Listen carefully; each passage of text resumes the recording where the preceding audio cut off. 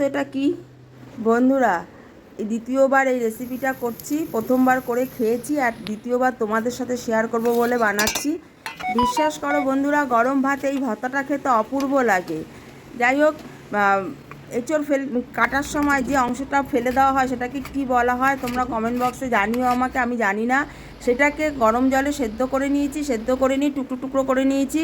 তো তার মধ্যখানে কাজু বাদাম, সর্ষা, পোস্ত, গোলমরিচ আর কাঁচা লঙ্কা অর্ধেক পেস্ট করে নিয়ে ওই অংশটা দিয়ে পুরো ভালো করে পেস্ট করে নিয়েছি। নিয়ে গ্যাস ধরিয়ে কড়াই বসিয়ে কড়াইতে সর্ষা তেল দিয়ে কালো জিরে ফোড়ন দিয়ে ওই পেস্টটা দিয়ে দিয়েছি। দিয়ে তার সাথে নুন, হলুদ আর চিনি একসাথে দিয়ে যতক্ষণ অবধি না শুকোবে আর লাড্ডুর মতন গোল না হবে ততক্ষণ অবধি কষাতেই হবে।